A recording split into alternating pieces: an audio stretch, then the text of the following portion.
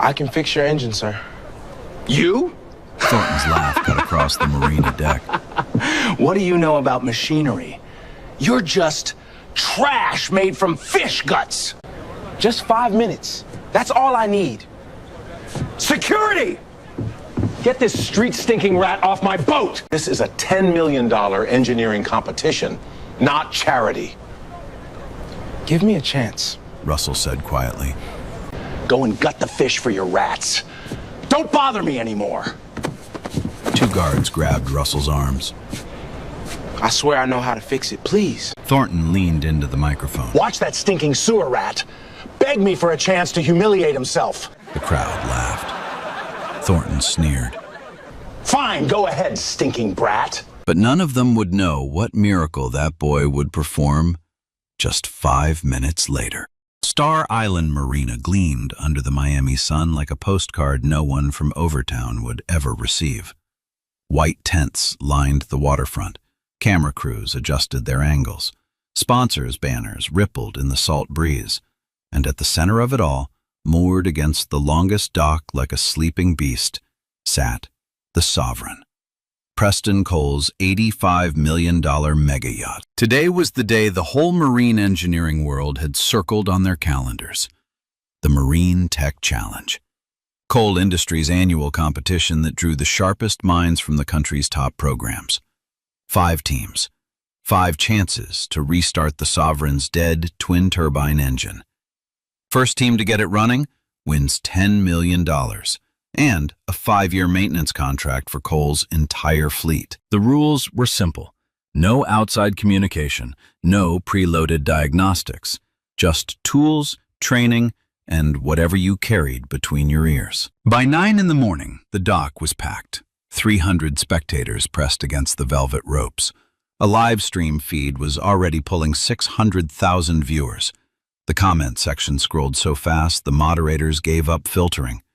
Bankers, yacht brokers, marine consultants, the kind of crowd that smelled like cologne and talked in millions, filled the VIP section with champagne flutes and folded programs. Gerald Thornton stood at the competition podium in a navy blazer with the Cole Industries crest stitched on the breast pocket. 22 years as the fleet's chief engineer, 3 patents in marine propulsion, a corner office at Cole Tower with a view of Biscayne Bay. He gripped the microphone like a man who had never once doubted his right to hold it. "Welcome to the 6th Annual Marine Tech Challenge," Thornton said. His voice carried across the marina without effort. "Today, the finest engineering minds in this country will demonstrate what separates theory from mastery." He paused. Let the applause build. "Let me be clear. This is not a classroom exercise. This is a real vessel, a real engine, and a real problem that my own team has spent 72 hours unable to resolve. If your institution sent you here, they believe you're ready. Prove them right." The 5 teams stood in a row behind him. MIT in crimson polos, Georgia Tech in gold, the Naval Academy in dress whites, Virginia Tech in maroon, and the University of Florida in blue and orange. Each team had 4 members, a faculty advisor, and a rolling cart of precision tools that cost more than Russell Yates had seen in his entire life. Russell stood on the far side of the marina parking lot, loading the last crate of yellowtail onto a hand truck. He worked for Captain Reeves' Fish Supply. 4:30 wake-ups, dock-to-kitchen deliveries, $11 an hour. His rubber boots were cracked at the soles. His apron carried 3 days of fish blood that no amount of bleach could erase. A line of dried salt ran from his left temple to his jaw where sweat had dried and come back and dried again. He wheeled the hand truck toward the marina kitchen entrance and stopped. The sound hit him first. A deep, arrhythmic knocking from somewhere below the Sovereign's waterline. Most people heard noise. Russell heard a conversation. The engine was talking, and nobody on that stage was listening. 3 months ago, Russell had sat at the public library on Northwest 2nd Avenue and filled out the Marine Tech Challenge application on a borrowed laptop. The screen had a crack running diagonally across the display. The library's Wi-Fi dropped twice. Russell filled out every field anyway. The online technical exam had 46 questions covering diesel propulsion, hydraulic systems, electrical diagnostics, and emergency protocols. Russell finished in 51 minutes. Score: 98 out of 100. Highest among all applicants that year. 2 weeks later, he received a one-paragraph email. Thank you for your interest. Unfortunately, all participants must be affiliated with an accredited university or licensed marine engineering firm. We are unable to accommodate independent applicants at this time. Russell had read it 3 times, then closed the laptop and walked to the dock for his 4:30 shift. He never told his grandfather. Some rejections are easier to carry alone. Now he stood at the edge of the parking lot, watching MIT's lead engineer open the engine bay. Even from 60 feet away, Russell could see the man's hands were hesitant. Not from nerves, from confusion. He was looking at the wrong system entirely. The first hour passed. Mitt ran a full diagnostic sweep on the fuel injection array. Their faculty advisor paced behind them, arms crossed, lips tight. The lead engineer called for a sensor recalibration, adjusted the parameters, ran it again. The engine didn't respond. Not a cough, not a click. Dead silence. Georgia Tech took a different approach. They pulled the exhaust manifold and inspected the turbocharger housing, found carbon scoring, but nothing that explained the dead start. Their team leader, a doctoral candidate with 2 published papers on twin turbine systems, shook his head and requested an extension. The judges granted 15 additional minutes. It didn't help. The Naval Academy went straight for the electrical system, rewired the starter relay, replaced the ignition coils, tested the battery banks. The engine coughed once, a sound that made the crowd lean forward, then fell silent. A groan rippled through the spectators. Virginia Tech focused on the cooling system. They drained and refilled the coolant loop, checked for air pockets, replaced the thermostat housing. Nothing changed. University of Florida tried a combination approach, fuel, air, and spark simultaneously. Systematic, methodical, textbook, and completely wrong.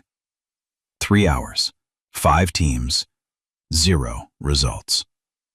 The live stream hit 2 million viewers. The chat was merciless. $10 million and nobody can start a boat? My Uncle Earl could fix this with a wrench and a beer. This is embarrassing for American engineering. Fire them all and call a real mechanic. Thornton stood at the edge of the competition zone, arms folded, jaw clenched so tight a vein pulsed at his temple. Every failed attempt was a mirror. This was his ship, his engine, his maintenance schedule.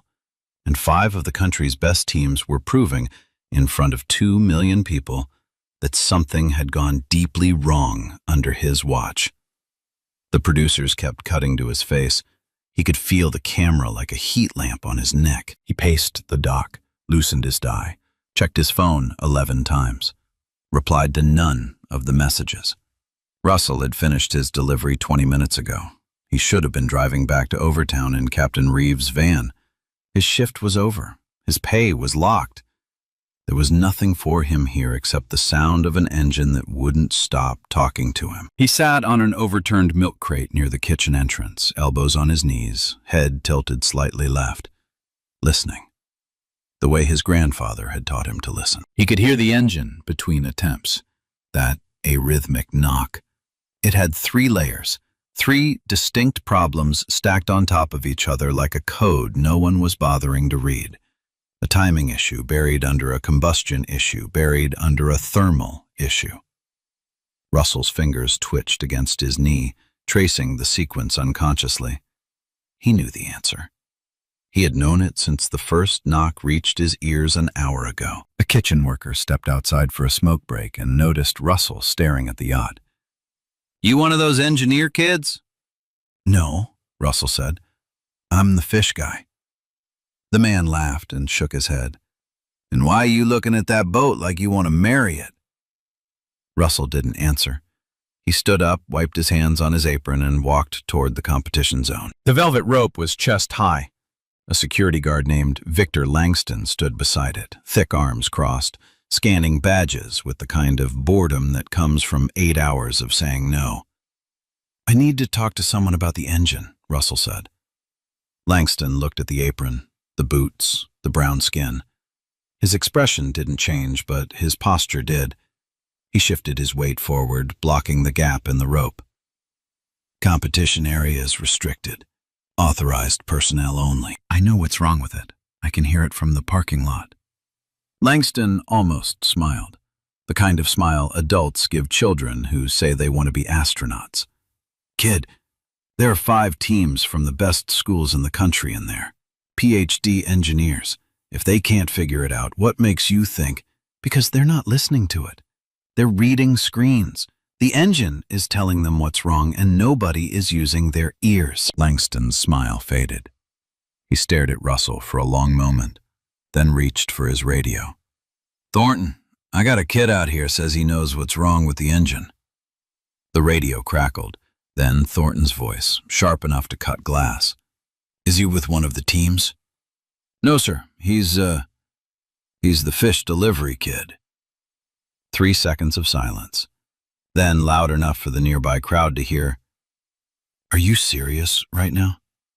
Get him out of here. I don't have time for this circus." Russell felt Langston's hand close around his upper arm. Firm, final. But the live stream camera had already turned. 2 million viewers watched the black teen and the fish-stained apron being pushed away from the rope. The chat detonated. "Let him try! What are they afraid of? This is exactly what's wrong with this country. Give the kid 5 minutes." Hashtags began forming in real time. Hashtag let him try. Hashtag fishkid. Hashtag marine tech challenge. A producer pressed her earpiece and whispered urgently to the broadcast director. The director whispered to Cole's assistant. The assistant typed a message on her phone. Thornton saw none of it. He was too busy straightening his tie and pretending the last 3 hours hadn't happened. Russell stepped back from the rope. He looked at the Sovereign one more time. The engine knocked again, that same 3-layered rhythm.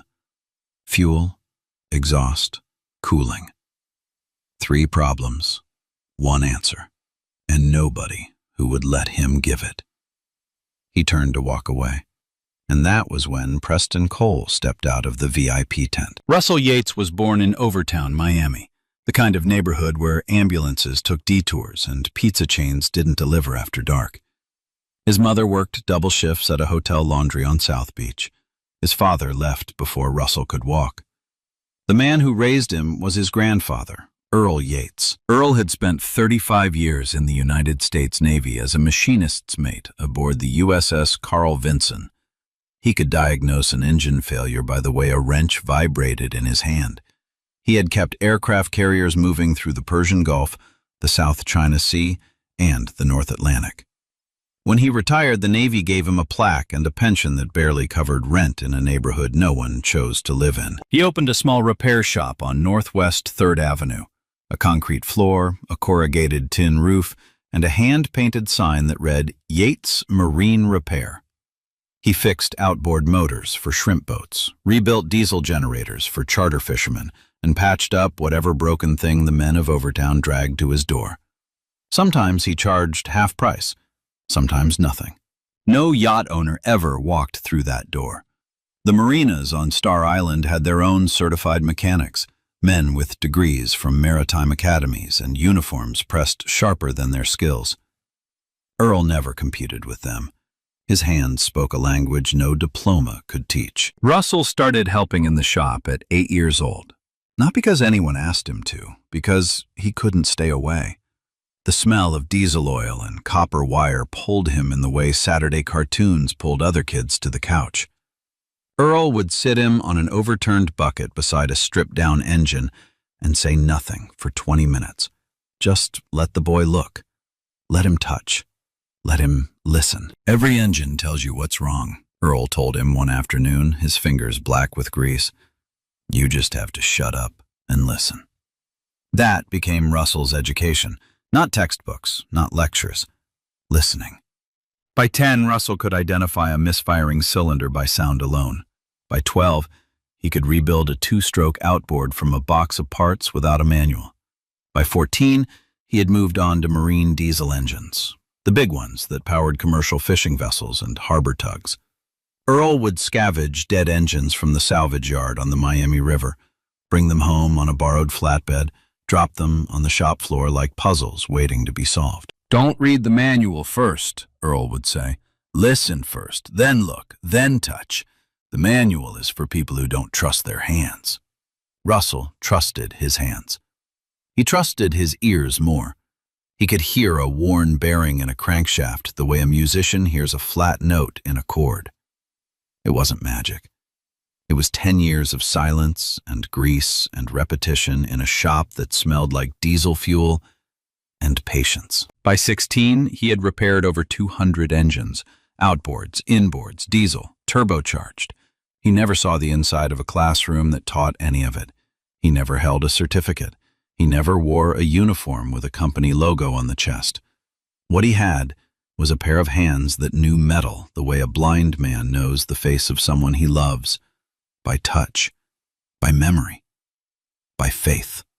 Earl was 71 now. His knees had surrendered to arthritis 3 years ago. His fingers, once steady enough to thread a needle inside a fuel injector, now trembled when he held a coffee cup. He couldn't grip a wrench anymore, couldn't crawl under an engine block, couldn't do the work that had defined his entire life. But every evening, after Russell came home from Captain Reeves' fish supply, Earl would sit in his recliner in the corner of the shop and talk Russell through whatever engine was on the floor. His body had quit, but his mind hadn't. Not yet. "What do you hear?" Earl would ask, and Russell would close his eyes, tilt his head, and describe every sound, every click, every hiss, every knock, until Earl nodded and said, "Good. Now fix it." That was their routine. That was their language. That was the inheritance no one could repossess. Russell carried it with him everywhere. To the fish dock at 4:30 in the morning, to the library where he studied engine schematics on a cracked screen, to the edge of Star Island Marina, where he stood right now, listening to a dying engine speak a language that 5 university teams couldn't understand. "Listen to the engine," Earl always said, "not the people." Russell had listened to the people his whole life. The guidance counselor who said trade school was the realistic option. The marina managers who looked at his skin and saw a delivery boy. The automated email that told him 98 out of 100 wasn't enough because he didn't have the right letters after his name. Today, for the first time, Russell decided to stop listening to the people and start listening to the engine. Preston Cole was 73 years old. He had built Cole Industries from a one-room engine shop in Galveston, Texas, into a maritime empire worth $4 billion. He wore a white linen shirt with the sleeves rolled to his elbows. No tie, no cufflinks. His watch cost more than the yacht's monthly fuel bill, but his hands still carried the calluses of a man who had once earned his living under a hood. He had been watching the live stream from inside the VIP tent for 3 hours. Watching 5 teams fail, watching Thornton pace, watching the crowd grow restless and the chat grow cruel. And then he saw something that made him set down his bourbon and stand up. A black kid in a fish-stained apron being pushed away from the velvet rope by a security guard. The kid didn't fight, didn't shout, just stood there with his hands at his sides, looking at the yacht like he could see through the hull. Cole had seen that before. 60 years ago, he had been that kid. Different dock, different city, same rope. He stepped out of the tent and walked toward the competition stage. His assistant scrambled to follow. 2 bodyguards flanked him. The crowd parted without being asked. "Gerald," Cole said. Thornton turned. His face shifted from frustration to performance-ready composure in less than a second. "Mr. Cole, I assure you we're close to a resolution. The Naval Academy team is preparing a second—" "Stop!" The word landed like a gavel. Thornton's mouth closed. Cole stepped up to the microphone. The live stream camera swung to him. The chat slowed to a crawl. 2.3 million viewers held their breath. "Ladies and gentlemen," Cole said. His voice was unhurried, deliberate, the kind of calm that comes from decades of owning every room he walked into. 5 teams, 3 hours, 0 results. I think we can all agree the conventional approach has had its chance. He paused, scanned the crowd. "I'm opening a new round. I'm calling it the Open Challenge. No badges required, no degrees required, no institutional affiliation required. If you are standing on this dock right now, and you believe you can start this engine, step forward." Murmurs rippled through the crowd.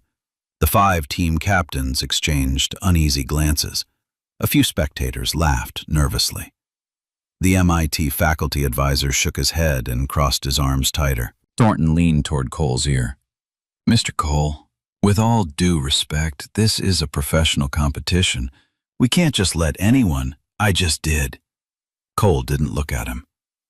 Silence. 10 seconds passed. Nobody moved. The camera panned the crowd slowly, searching for a volunteer. The chat filled with question marks and exclamation points. Someone typed, "Nobody's crazy enough." Then Russell stepped forward. He came from the edge of the crowd near the kitchen entrance, still wearing the apron, still wearing the cracked boots. His hands were at his sides. His chin was level. He didn't rush. He didn't hesitate. He walked like a man who had already made his decision before anyone gave him permission. The crowd saw a teenager in a fish apron. The chat saw content. Thornton saw a problem. "You cannot be serious," Thornton said. His voice carried across the dock without the microphone. "This is the kid I told security to remove 20 minutes ago. He's the fish delivery boy."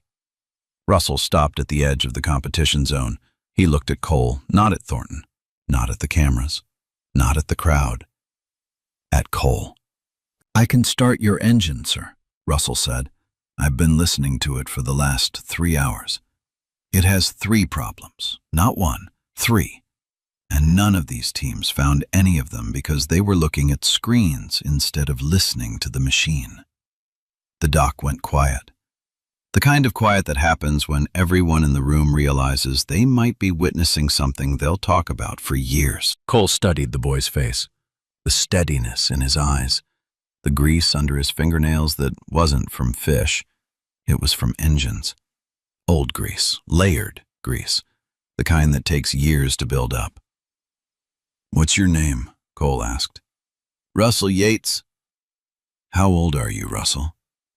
18. "And where did you study marine engineering?" "My grandfather's shop, over town." A woman in the VIP section whispered to her husband. The cameraman zoomed in. Thornton shook his head slowly, theatrically, performing disbelief for the audience. "Mr. Cole," Thornton said, stepping forward, "I must formally object. This individual has no credentials, no certification, no liability coverage. If he damages the engine, the insurance implications alone—" "Gerald," Cole's voice dropped half an octave. "You've had 72 hours to fix this engine. Your team couldn't do it. 5 university teams couldn't do it in 3 more hours. I think we're past the point of worrying about credentials." Thornton's jaw tightened. He stepped back, but his eyes stayed on Russell, cold, measuring, already calculating how to make the boy's failure as public as possible. Cole turned to Russell. "You have 10 minutes.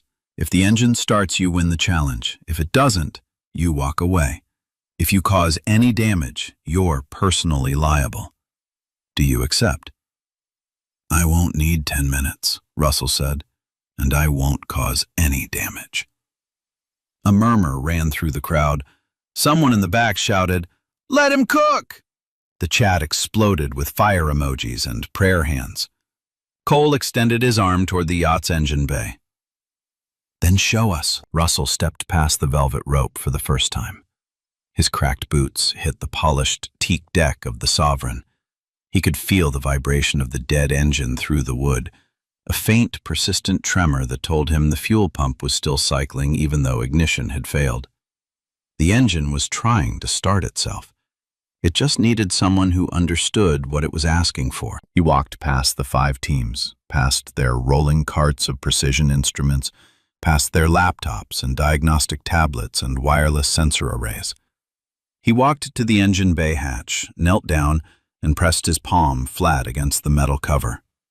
Warm, not hot. The heat distribution was uneven, warmer on the port side, cooler on starboard. That confirmed his first suspicion. He closed his eyes, tilted his head left, and listened the way Earl had taught him to listen. Not for what he expected to hear, but for what the engine was trying to say. The knock was still there. 3 layers, 3 problems. Fuel, exhaust, cooling, stacked on top of each other like a lock with 3 tumblers.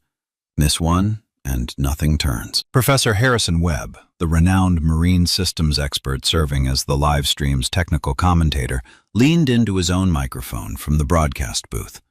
He had been silent for 20 minutes, watching the teams fail without comment. Now he spoke. "That posture," Webb said quietly. "He's not guessing. He's not testing. He's diagnosing by vibration and sound. I've seen that technique exactly once before.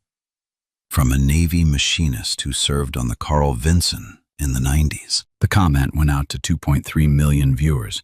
Most didn't understand what it meant. Russell did. He just didn't know anyone was watching.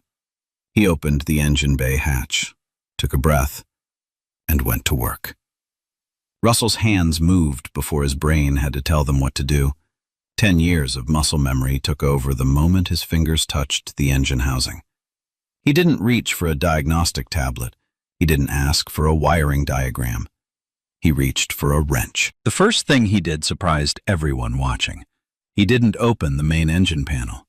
He went underneath, lay flat on his back on the engine room floor and slid beneath the fuel rail like a mechanic sliding under a car on a creeper. The 5 teams had spent 3 hours working from the top. Russell started from the bottom. "What is he doing?" the MIT team captain whispered. His advisor didn't answer. He was watching too closely to speak. Russell pressed his ear against the fuel rail. He could hear the injectors cycling, a rapid series of clicks that should have been perfectly synchronized, like dominoes falling at even intervals. But they weren't even. One injector was firing late, maybe 3 degrees off the camshaft rotation. But 3 degrees was enough to prevent ignition on a twin-turbine system this precise. He traced the fuel line with his fingertips until he found it. The camshaft position sensor, a small electromagnetic unit bolted to the engine block, was loose. Not broken, not failed, just loose. The vibration of normal operation had slowly worked the mounting bolt free over weeks. It had shifted just enough to throw off the timing signal to the fuel injection computer. Every team had checked the fuel injection software. They had recalibrated the digital parameters. They had tested the injectors themselves. But none of them had put their hands on the physical sensor. None of them had checked the bolt. Russell pulled a 10-millimeter wrench from his back pocket, borrowed from the kitchen maintenance closet on his way past, and tightened the sensor back into position. 90 seconds. One problem down. Professor Webb's voice came through the live stream. He just realigned the camshaft position sensor by hand. 5 teams ran software diagnostics for 3 hours and missed a loose bolt. That's not luck. That's someone who knows where to look because he's looked there 1,000 times before. The chat erupted. "This kid is insane! Fishboy is cooking!" MIT in shambles. The Georgia Tech team leader stared at his diagnostic tablet, then at Russell, then at the tablet again. His face said everything his mouth couldn't. Thornton stood at the edge of the zone, arms crossed. His expression hadn't changed, but his left hand was gripping his right forearm so hard the knuckles had gone white. Russell moved to the exhaust side. He pulled the valve cover, a heavy steel plate held down by 8 bolts. The teams had left this area alone. Exhaust systems weren't typically where you looked for a starting failure. But Russell wasn't looking for a starting failure. He was looking for the reason the engine couldn't breathe. The moment the cover came off, he saw it. Carbon deposits. Thick, black, crystallized carbon caked onto 2 of the 4 exhaust valves like tar inside a chimney. The deposits were so heavy, they prevented the valves from opening fully. The engine couldn't exhale. If you can't exhale, you can't take the next breath. If you can't breathe, you can't ignite. This wasn't a sudden failure. This was months of neglect. Someone had been running low-grade fuel through a system designed for premium marine diesel. The carbon had been building one layer at a time, like plaque in an artery. And whoever was responsible for the maintenance schedule had either missed it or ignored it. Russell glanced at Thornton, just for a second, then looked away. He pulled a flathead screwdriver from the nearest tool cart and began scraping the carbon from the valve seats, but not randomly. He scraped along the grain of the metal, following the machining lines etched during manufacturing. Never against them, never across them. "Watch his wrist," Webb said on the live stream. His voice had changed. It was no longer analytical, it was reverent. "He's cleaning along the valve seat grain pattern. That technique protects the sealing surface. You don't learn that from a textbook. You learn that from someone who's done it 500 times and taught you where the metal wants the blade to go." Russell worked both valves clean in under 90 seconds. His hands were black with carbon. His apron was streaked with soot. He looked like he belonged in a coal mine, not on an $85 million yacht. But his movements were surgical. The Naval Academy teen leader turned to his advisor. Where did this kid come from? Thornton hadn't moved, but the arrogance was gone from his face. In its place was something he hadn't felt in 22 years. Fear. Not of Russell, of what Russell was about to reveal. Because if the carbon buildup was a maintenance failure, it was Thornton's failure. His schedule, his budget, his signature on the inspection reports that said everything was fine. Russell moved to the port side. He placed his hand flat against the coolant manifold. His palm told him what the temperature gauges couldn't. The port side was running 15 degrees warmer than starboard. An airlock. Trapped air in the cooling circuit, creating a hot pocket that triggered the engine's thermal safety shutoff. This was the invisible killer. The first 2 problems were enough to weaken the engine, but the airlock was the one that actually killed it. The thermal shutoff had engaged, and the engine's computer had locked itself out of the starting sequence as a safety measure. Most engineers only encountered airlocks in theory, in a textbook diagram with color-coded arrows. Russell had encountered them in practice, on fishing boats with patched coolant lines, on harbor tugs with cracked manifolds, on every imperfect engine that came through Earl's shop. He knew where the bleed valve was, not because the schematic told him, because on twin-turbine marine engines of this class, the bleed valve was always in the same place, tucked behind the coolant reservoir, accessible only if you knew to reach around the housing and feel for a quarter-turn brass fitting that most engineers didn't even know existed. Russell reached behind the housing, found the fitting by touch, turned it 1/4 rotation counterclockwise. A soft hiss of trapped air escaped. Then a trickle of coolant. Then silence. He closed the valve.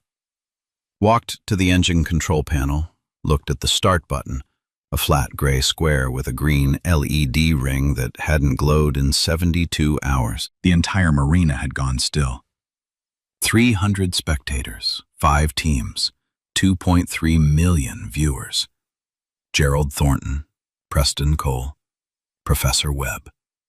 Every one of them watching a teenager in a fish apron reach for the start button of an $85 million yacht. Russell pressed it.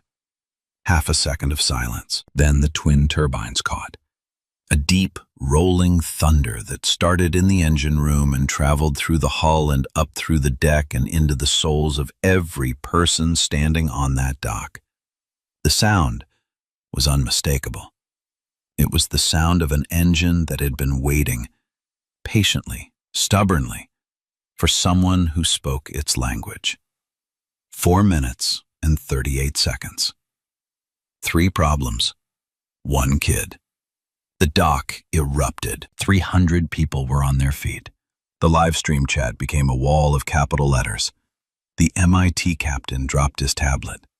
The Georgia Tech leader started clapping, slowly at first, then faster. The Naval Academy officer snapped a salute. Strangers grabbed each other's arms. A woman in the VIP section was crying. Professor Webb stood up in the broadcast booth. He removed his glasses, wiped his eyes with the back of his hand. Then he said into the microphone to 2.3 million people, "In 30 years of marine engineering, that is the most extraordinary diagnostic performance I have ever witnessed. That young man didn't just fix an engine. He gave a master class." Russell stood in the engine room, hands black with carbon, fish apron still tied around his waist. The engine hummed behind him, steady, warm, alive. He didn't raise his fists. He didn't shout. He didn't look at Thornton. He looked at his hands. The same hands his grandfather had trained, the same hands the marina had tried to push away from the rope. And for the first time in a very long time, Russell Yates smiled. The applause hadn't died down when Preston Cole walked across the deck toward the engine bay. His steps were slow, measured. The crowd quieted with each one, the way a theater goes silent when the lights dim before the final act. He stopped in front of Russell, extended his hand. Russell looked at it. His own hands were black with carbon and grease, streaked with engine coolant. He hesitated. "Take it," Cole said. "I've shaken cleaner hands that did far less." Russell shook it. The grip was firm, the kind of handshake that seals things that paperwork only confirms later. "Where did you learn to do that?" Cole asked. His voice was quiet enough that only Russell, the nearest camera, and 2.3 million viewers could hear it. "My grandfather, Earl Yates. He was a machinist's mate on the Carl Vinson for 35 years. He taught me everything." Cole nodded slowly. "The Carl Vinson? Navy man?" "Yes, sir. And he taught you to listen to an engine before you touch it. He said that's the only way to know what's really wrong. Screens tell you what the computer thinks. Your hands tell you the truth." Cole turned to his assistant. "Pull up the competition's preliminary applications, all of them. I want Russell Yates' file on the main screen, now." The assistant hesitated. "Sir, that's confidential applicant data." "It's my competition, my data, my screen. Now." 30 seconds later, Russell's application appeared on the 60-inch display mounted on the competition stage, the same screen that had been showing team rankings and countdown timers all day. 2.3 million viewers saw it at the same time. Name: Russell Yates. Age: 18. Institutional affiliation: none. Technical exam score: 98 out of 100. A gasp rippled through the crowd. 98. The highest score of any applicant. Higher than every member of every team standing on that dock. Cole scrolled down. The rejection note appeared in red text at the bottom of the file. Reviewer: G. Thornton. Decision: rejected. Reason: no institutional affiliation. Does not meet competition image standards. Note: not a fit. Cole read the note aloud, every word, into the microphone, to 300 spectators, 5 university teams, and a live stream audience that had now crossed 3 million. The dock went silent. Not the polite silence of an audience waiting for the next speaker, the thick, airless silence of people who have just heard something they can't unhear. "Not a fit," Cole repeated. He let the words hang in the salt air like smoke. Then he turned to Thornton. Thornton stood 6 feet away. His face was the color of wet cement. His hands were in his pockets. His jaw was working, but no sound came out. "Gerald," Cole said, "this young man scored 98 on your exam, the highest score of any applicant. And you rejected him because he didn't have a university logo on his resume?" "Mr. Cole, the eligibility criteria clearly state, the eligibility criteria are guidelines, Gerald, not a wall. You had discretion. You used it to keep out the most qualified person in the applicant pool." Cole paused. "Why?" Thornton's mouth opened, closed, opened again. "He didn't. The competition has a reputation to maintain. We can't just let anyone—" "You just watched anyone do in 4 minutes what your entire division couldn't do in 72 hours. What 5 PhD teams couldn't do in 3. And you're standing here telling me about reputation?" The live stream chat had stopped scrolling, not because people had stopped typing, because every message was the same word repeated thousands of times. Fired. Fired. Fired. Thornton looked at the screen, at his own name, at the words, "Not a fit," glowing in red beside a score of 98. He could feel 3 million pairs of eyes on him. He could feel his career, 22 years of it, contracting into a single, indefensible sentence. "I made a judgment call," Thornton said quietly. "I stand by the criteria." Cole stared at him for 3 full seconds. Then he turned back to the crowd. "Let me tell you something," Cole said. 40 years ago, I walked into a marine shop in Galveston, Texas, with no degree, no certification, and no institutional backing. I was 19 years old. I had grease under my fingernails and a borrowed wrench in my back pocket. The owner of that shop looked at me the same way Mr. Thornton looked at Russell Yates today. He paused.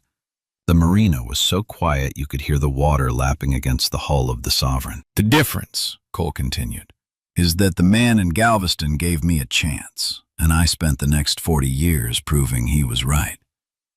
Today I watched a young man prove the same thing in 4 minutes and 38 seconds. With a borrowed wrench, in a fish apron." Cole turned to Russell. The boy was standing with his hands at his sides, carbon still on his fingers, the engine humming steadily behind him. He hadn't moved during the entire exchange. He hadn't spoken. He hadn't needed to. The engine had spoken for him. "Russell," Cole said, "I owe you an apology. Not for what happened today, for what should have happened 3 months ago." Russell nodded. He didn't trust his voice to hold steady if he tried to speak. Cole turned back to the microphone. The crowd leaned in. The live stream held at 3.1 million viewers. "Russell Yates is the winner of the 6th Annual Marine Tech Challenge," Cole said. "And I want to make something clear. He didn't win on a technicality. He didn't win because the rules changed. He won because he was the only person on this dock who could do the job." The applause was instant and deafening. 300 people on their feet, air horns from somewhere near the back. The university teams, all 5 of them, were clapping too. Not out of obligation, out of recognition. The MIT captain gave Russell a nod that carried more weight than any trophy. Cole raised his hand for silence. It came quickly. "3 things," Cole said. "First, the $10 million prize is Russell's, every cent. He earned it in 4 minutes and 38 seconds, which, for the record, makes it the highest-paying 4 minutes in the history of this competition." A ripple of laughter cut through the tension. Russell blinked. $10 million. The number didn't feel real. It felt like something that happened to other people.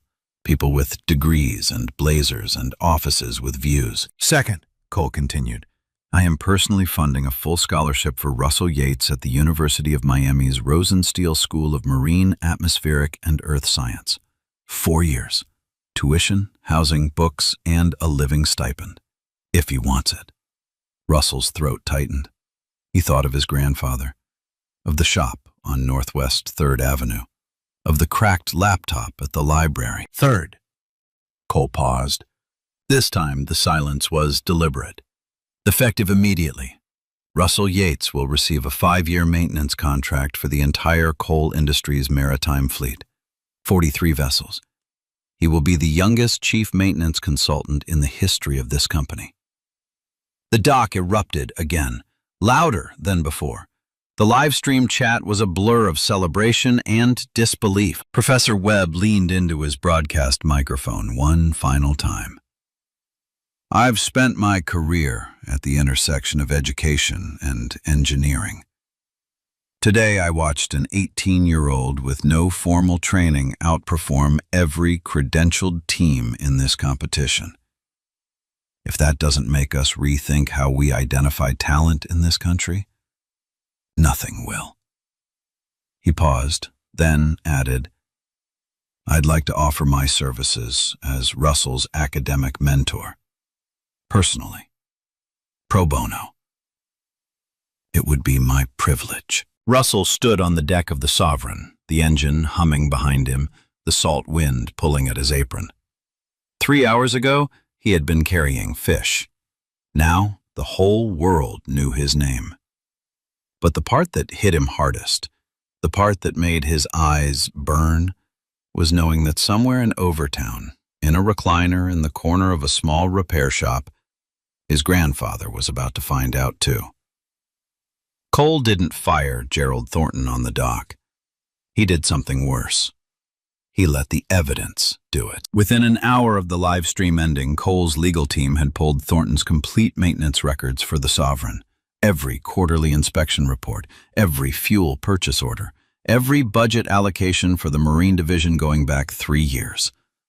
What they found was damning. The carbon buildup that Russell had scraped from the exhaust valves wasn't an accident. It was the result of a deliberate cost-cutting decision. Thornton had switched the Sovereign's fuel supply from premium marine diesel to a cheaper, lower-grade alternative 18 months ago.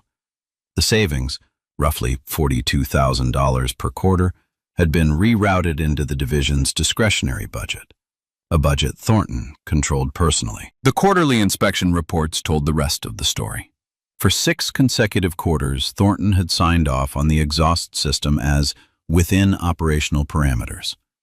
The carbon scoring Russell found in 4 minutes had been building for 1.5 years. Thornton had either missed it, which meant incompetence, or ignored it, which meant fraud.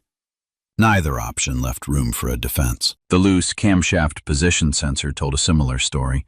Routine vibration checks, standard protocol on any vessel of this class, would have caught the loosening bolt months before it became a problem. The maintenance logs showed those checks as completed. The sensor's condition proved they hadn't been. Cole called Thornton into his office at Cole Tower the following morning. The meeting lasted 11 minutes. Thornton was terminated for cause. 22 years of service, 3 patents, a corner office with a view of Biscayne Bay. All of it ended by a single sentence in the termination letter. Falsification of maintenance records and misallocation of divisional funds. His Coal Industries badge was deactivated before he reached the parking garage. The professional consequences followed quickly. The American Bureau of Shipping opened a compliance review into every vessel Thornton had overseen during his tenure. His marine engineering certification was suspended pending investigation. 2 former colleagues, engineers who had worked under him, came forward with statements alleging that Thornton had pressured them to sign off on inspections they hadn't performed. The social consequences were already in motion. The live stream clip of Cole reading Thornton's rejection note, "Not a fit," had been viewed 48 million times within 72 hours. It became the most shared engineering clip in YouTube history. Late-night hosts played it. News anchors analyzed it. Opinion columnists wrote about it. The phrase, "not a fit," became shorthand on social media for institutional gatekeeping. A hashtag, a meme, a mirror held up to every hiring manager who had ever rejected someone for the wrong reasons. Thornton's LinkedIn profile was deleted within a week. His name, once associated with marine propulsion patents and industry conferences, was now associated with a single image, a screenshot of a rejection note glowing red on a 60-inch screen beside a score of 98 out of 100. He didn't go to prison. He didn't lose his house. He didn't suffer anything beyond what he had built for himself. And that was the cruelest part. Every consequence Gerald Thornton faced was one he had authored. The maintenance failure was his negligence. The rejection was his signature. The public humiliation was the result of his own words, broadcast on his own company's live stream in a competition he had judged. Nobody destroyed Gerald Thornton's career. Gerald Thornton destroyed Gerald Thornton's career. Russell Yates just turned on the light. 6 months later, Russell Yates walked into his first lecture at the University of Miami's Rosenstiel School of Marine Science. He wore a new pair of boots. No cracks, no fish blood, but the grease under his fingernails was still there. Some things you don't wash off. Some things you shouldn't. In the front row of the orientation ceremony sat Earl Yates, 71 years old, arthritic hands folded in his lap. In his breast pocket, wrapped in a piece of shop cloth, was the 10-millimeter wrench Russell had used in the shop for the first time at 8 years old. Russell didn't need a badge to prove he belonged. He didn't need a logo. He didn't need permission. He needed 5 minutes. If someone ever told you that you don't belong, tell me your story in the comments. Share this with someone who needs to hear it. And subscribe so you never miss another one. The story's over, but one thing keeps sticking with me. We usually believe permission comes before ability, first the degree, then the certification, then somebody in authority says, okay, now you are allowed, that's the order. But the story shows me something backwards about that.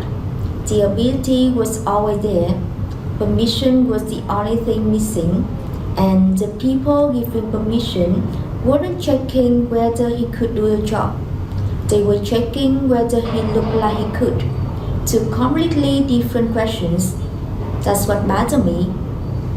We have built a world focus, and the people guiding them aren't asking, what can you do?